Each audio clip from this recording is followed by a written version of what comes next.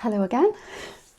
Over the last couple of videos that I've done, the vloggy style videos about my situation now, I'm 58, I'm single, staying at my mother's house, which is empty at the moment. My mother is in care, and I'm kind of philosophising a little bit about my life, and I've had a few questions that I thought I would combine into this video today. And the questions were around, how much is enough? I've talked about wanting to live a simple life. So how much, and obviously I'm talking about me here, how much I consider enough, and also sort of what my priorities are with spending these days. So first of all, I'll talk a little bit about my kind of journey with finances and what I've been doing over the last 10 years. And I think if you've watched my videos, you'll know I am currently going through a separation, and it's my third failed marriage. So I've not really had a linear journey through life. I've pretty much always worked until I retired at the age of 56. I had a few months off when I had my 2 children, but other than that, I've always had my career, and I've always paid into a pension as well. So that's a bit of background. And I suppose because of the divorces, the fact that I've been a single mother a number of times, and that I've always had a mortgage until recently, I've always had to work.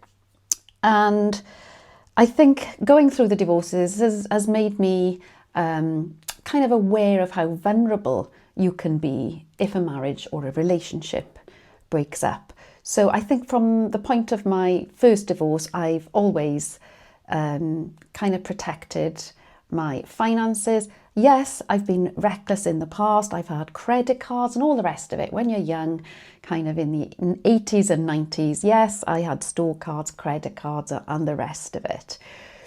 But I think probably from the 2000s, I got a bit more savvy with my finances and kind of really realised that debt was not a good place to be in.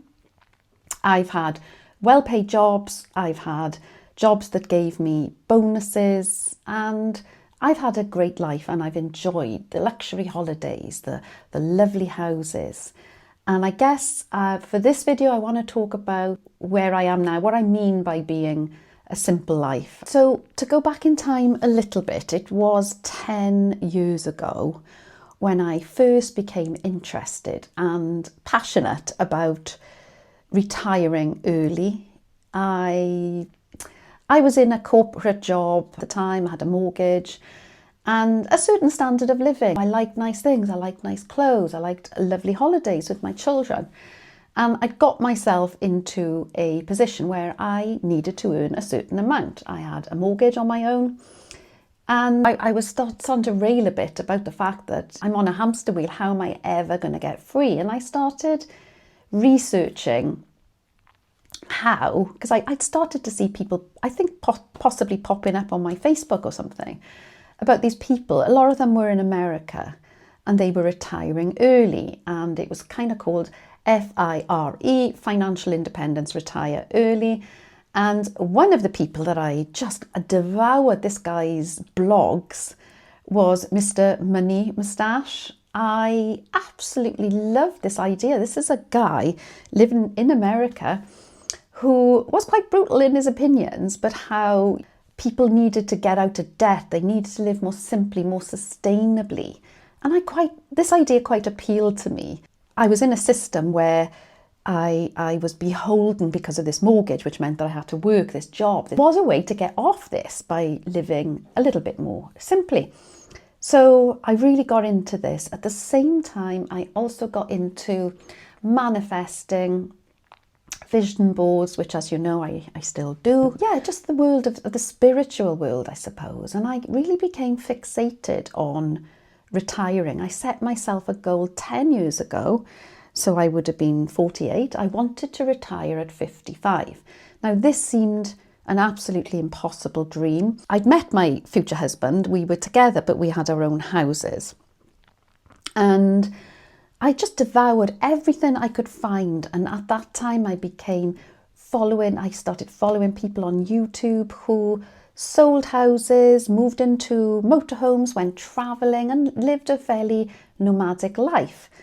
And that really appealed to me as well. I had my camper van back then, but I really couldn't see a way out of working until I was 67, as in the UK, when you draw your state pension, and that's what kind of, I suppose, most people work towards. And I started to think that it could be possible to give up the corporate world before that age. So 55 became my focus, and I started building my vision boards around the long game, this end game at 55 of being able to leave work. So the first thing in my end game was to sell the house I was in at that time. It was a beautiful 4-bedroomed house, and I just thought I can just downsize.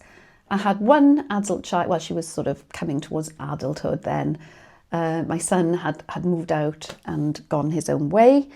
And so I decided to downsize, which was quite a thing, because previous to that, I had been quite status driven about the type of house I lived in. And I wanted the big house and the lovely furnishings and all the rest of it. Very inspired by home interiors, and just wanted to keep moving on in life. But I kind of realised that I could change all that. I could move to a much smaller house, and that's what I did.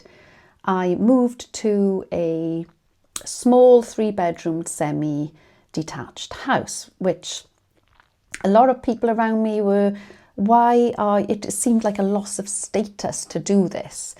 But I had this end goal. I had this retire at 55 in mind. So I still had a mortgage. I think my mortgage with the downsizing was around 30,000, and this was 10 years ago. Bearing in mind that I had taken out my first mortgage with my first husband when I was aged 19 in 1987. And in theory, if I had stayed in a very linear world, I would have paid my mortgage off. And the mortgage, my first mortgage, was £30,000.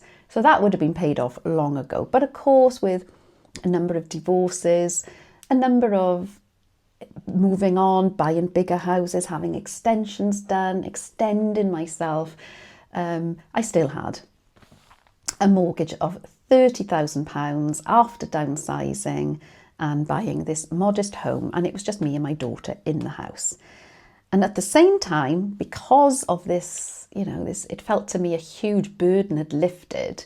I still had another 10 years, I think, on the mortgage. But obviously my plan was I'm not going to be beholden to this mortgage for 10 years. So I started overpaying. At that time, I was still in the corporate world, but I had left quite a toxic job that had really stressed me out and was really affecting my mental health. And I was able to do that once I had downsized. And in fact, I didn't just downsize my house. I gave up work. I gave up that toxic job. I had enough in savings, which was another thing I'd learned from the FIRE movement. Always have savings that are for, that you can say, at least 6 months living expenses that you can say goodbye if you're in a toxic work environment. And it was so bad in that job that I left. No job to go to. I just knew I had to get out and take a breathing space. So I had enough in savings. I could continue to pay my mortgage and live. And that's what I did. And it was a wonderful time of breathing space. My mental health improved enormously. And I did get another job, but it was a well-paid job, but it was almost like subcontracting. I got back into medical sales, pharmaceutical sales, but I worked on reasonably short-term contracts, which was a great thing for me because I didn't have to be in this toxic work culture. I could know that I could always move on. And so that's where I was 10 years ago when I met my third husband, or I'd met him previous to this, but we decided to get married. And he knew about my plan to retire, and he similarly loved the idea and wanted to join me in the journey. And our vision was that we would retire, both of us at 55, and do all the things we wanted to do, which was essentially travel. So we got married in 2017. I sold my house. I moved into his house, which was a similar sized 3-bed, but it was detached. We immediately paid off his mortgage, and we, both of us, committed to maximising how much money we saved from our jobs. We both had similarly paid jobs, and we just put huge amounts in savings. We did individual savings. As I've said on a previous video, our financial lives were quite separate, even though we were married. We forego, like most people when you get married, we could have bought a great big house, we could have gone on exotic holidays. We decided to forego that. We did holidays, we did nice holidays, we went to Ibiza, we did the camper van trips, but we could see that we didn't want to do the great big house thing at that time. And that was the world we were in. And then of course COVID struck, and as I've explained on a previous video, my health, I also was diagnosed with breast cancer and blah de blah, all the rest of it. My mother, her health was deteriorating, and so I left the corporate world. But because of the breast cancer, I had this critical illness payment, which went into my already very healthy savings accounts, because I'd been kind of pretty much all my salary was going into savings. So I had built up a very healthy bank of savings, as had my husband. And we kind of thought there's a lot of money in bank accounts here that is not garnering much interest. So bearing in mind we still wanted to retire at 55, and we were very near that phase at this point, we said, why don't we buy a bigger house and kind of plonk our money into a bigger house, which as an investment. And so that's what we did. We bought a much bigger house and took out a mortgage again. But the idea was a fairly modest mortgage, that we would continue to overpay on the mortgage to end up with a very healthy sum and be mortgage free again by the age of 55, 56, so that we'd be free to do all the travel. So we could see that we were almost delaying the future prospect of not working. And I kind of went along with it. It seemed like a good idea. So we bought a house. I wasn't working, but I was contributing equally to the bills and the mortgages, etc., out of my healthy bank of savings. And in that time, I also, as I've mentioned before, took on some minimum wage jobs, really just because I felt a bit guilty about not doing much. And I hadn't really found my kind of, my rhythm in retirement. I was a bit bored, and I'd started doing the ASMR videos, but I wasn't really fully putting myself into it. And I kind of got back into that mentality of I need an income, So I did those minimum wage jobs, which were quite enjoyable, and I didn't mind them. And then my mother's health deteriorated to the point where I just couldn't work. So I gave up my job. My husband carried on working full time. We still continued to overpay. The mortgage, it was a fairly small mortgage that we'd taken out, was paid off. And both of us were ready to retire. My husband didn't want to. He kept wanting to just earn a bit more. And my life was taken up now with trying to look after my mother. Then my sister became really ill, and I took care of her, and that was my priority for that year. And she died, as I've said, really quickly. And then, my mother. So the vision of traveling wasn't happening.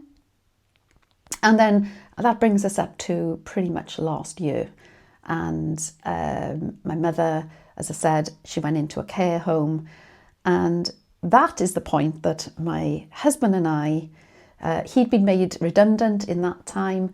And that was the point where we should have finally fully retired, gone off, travelled and done all the things that we'd been talking about. And somehow it just wasn't happening, one thing and another. And I still can't quite know the trajectory of that. But by Christmas, I ended up separating, cutting a very long story short. That brings you kind of speedily through my life, I think. I never lost sight of my vision of retiring. It took me to the age of 56, and it was mainly driven by my mother, looking after my mother. But I was mortgage free and have these savings, which I have happily been eating into in order to live for the last few years. So my savings are going down. So I've made a few notes because I wanted to cover off these to answer the question. So that's kind of my philosophy. This isn't something I've decided last year that I want to simplify my life. It's a process that I've been living for 10 years. The priority was cutting out the debt, including the mortgage, and very much simplifying my life. I went through a process of minimalising, cutting out, clothes purchases, unnecessary expenses, and focusing on what my priority was. And that is still where I am now. I hadn't foreseen the marriage breakup, but it is what it is. Because we'd been financially kind of separate but together for bills and things, we are in a reasonably good place. I feel I'm in a good place. And to come back to how much is enough. Now, for me, at the moment, my income comes from a pension that I had from working the time that I did in the NHS.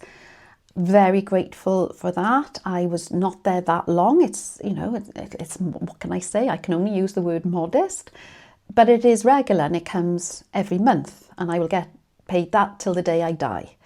I'm not at an age where I can draw the state pension yet. I've got another 8 years or so till I can draw that. So I have to survive for these 8 years. So I get my NHS pension, and I've also got a stakeholder pension. Again, it's not a huge sum, and I've not delved into that at the moment. That is in a pension pot. But I'm not afraid to dip into it. I know some people are very afraid of spending money. My ethos is I spend what I need, and I'll cover what I feel I need in a second. But I kind of got this feeling that I will be taken care of. I have never been given, aside from my critical illness, I've never been given huge handouts. I've always worked, and as I said, I've made gains, I've made losses through the marriages and the houses, different houses I've lived in. But where I am now is I don't necessarily worry about money. I feel I've got enough for now, and of course I have this lovely state pension to come. So so the NHS pension, I've got a pension pot and some savings left.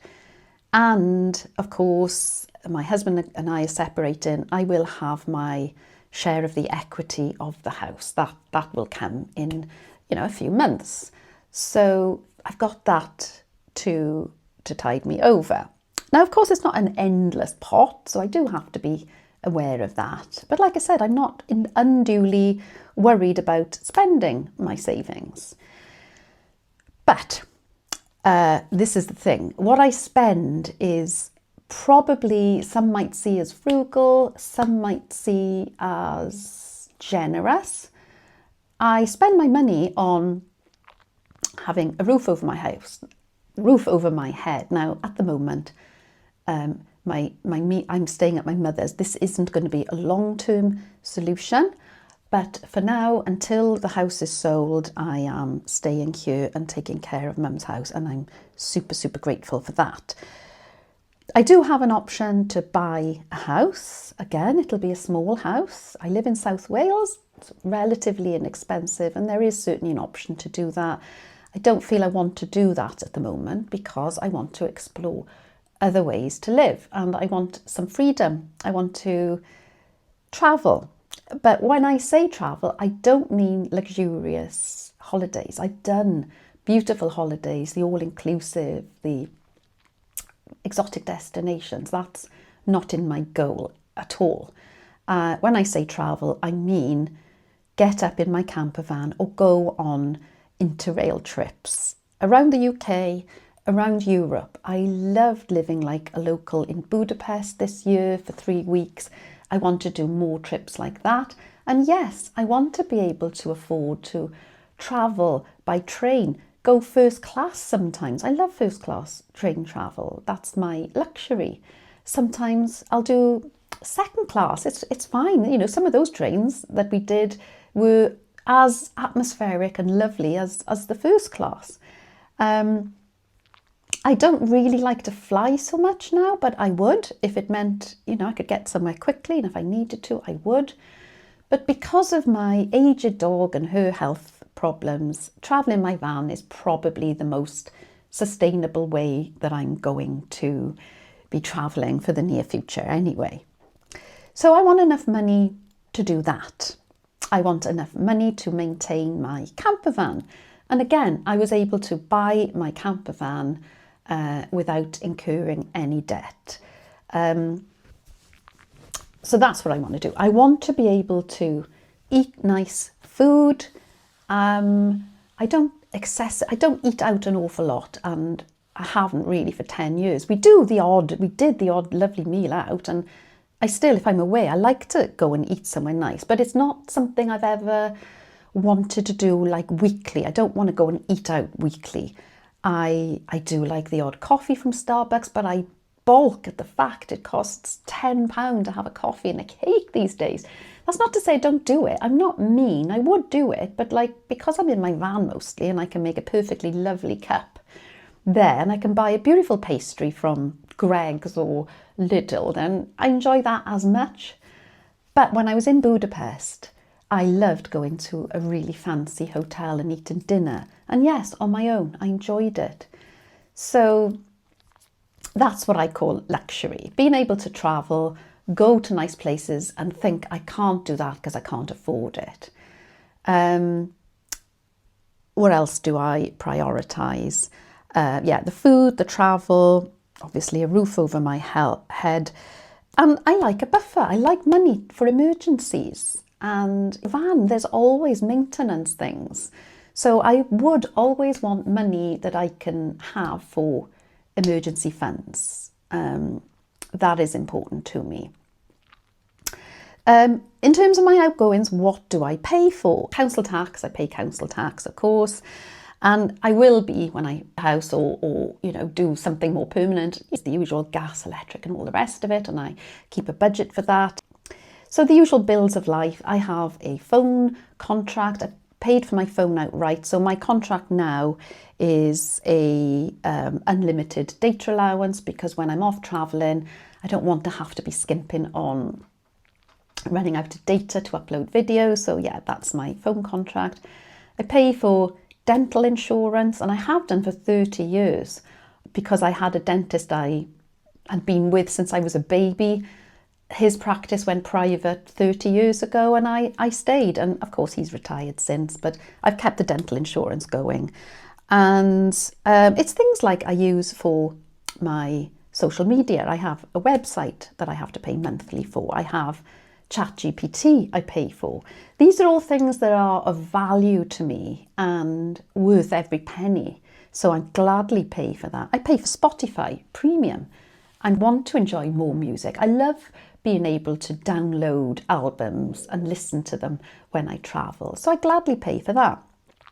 I have a Prime membership and I definitely have my money's worth out of that in terms of the deliveries I have, the videos I watch, the reading material. So I do have a few subscriptions, but I don't pay for Netflix or any of those anymore. Fuel for the van and life. Going to buy some cosmetics or, you know, just nice things for my grandson. I love to treat him now and again. And yeah, buy the odd treat for myself. I love, and I want to have enough to do that. I don't have any expensive beauty treatments. I have my hair cut. I have stopped dyeing my hair. I never used to pay for hairdressers to do that. I used to use box dyes, but you know, I've got my lovely silver coming through. I'm embracing it. I don't get my nails done. Don't have any treatments beauty-wise at the moment. Who knows, maybe I will in the future, but I haven't gone that way yet. So yeah, quite minimum in that sense. I will always want a base. Now, South Wales is my base because my family, my son, my daughter, my grandson, my mother are here. And so it seems logical that this would be my base. But I am not open to having a base somewhere else. Now, I don't know in the future whether that could be somewhere else in the UK, could be somewhere in Europe. And that's the beauty at the moment. It is so open. And because I'm single, because I want to stay single, or at least independent, I have so many options. And that's where I'm really loving being at the moment. One thing that has become clear to me, though, and has changed my perception over the last few years is the cost of health. Now, take my mother's situation, for example. My mother has lived a very frugal life, really, and I've seen the advantage it's given my mother now when she has this awful disease of dementia. And when you rely on the state for, I love the NHS, I've worked in it, it's been wonderful for my health, my family's health, I will never knock the NHS. But I think it's had limits on what it can provide, and similarly social services. I've had some support for my mother and gratefully accepted, but I think there's limits on what it could do. And because my mother had some savings, because she's been frugal in her life, it's given her options as well in regards to her care now. And I know some people don't have that luxury, but it's taught me, knowing that my mother is self-funding in her care home, and we've been able to choose a beautiful home for her. I am grateful for that. And I see that having money gives you choices. And whilst I am fairly simple in my day-to-day living, I see that having some savings, some money to give you choices in regards to your health is a good thing. And I do want to always have that option. If I have a health problem, as great as the NHS is, I would like to have money that I could go private if necessary for me or my family in later life. I don't want to be a burden for my children. I want to have assets that I could, like my mother, be able to put myself, I hope this day never comes, I really do. I want to live a full life to my dying day, but we never know if it's going to be sudden, if it's going to be lingering. We don't know if we're going to get knocked down by a car, but I would like to think that if I ever develop dementia, that I would be able to make a choice about living somewhere that can provide the care for me. That's what I want, and I want to generate the stability to have that. So that is always in the back of my mind. And so in terms of income, yes, pension, but this lovely social media gives me an additional income, and I want to build on that for two reasons. The income is so important because I want to build all these things in the background and I want to develop it. But secondly, it gives me a purpose. And as I said before, I do love the fact that maybe I can help other people, and some people might just want to relax to listen to my ASMR videos on my other channels. But obviously some of you it's resonating with you what I'm talking about now. So yeah, that kind of is where I see my purpose going forward. And if it generates income for me, well, that's the way things should be, I think. And so in essence, I think I've waffled on a very long time again. I might have raised more questions than answers, but yeah, that's kind of where I am at the moment. And yeah, I'm off now. I'm going to go on a trip with my daughter and my grandson. Very exciting. We're going to pick up a camper van that she's buying. So I'll see you all very soon.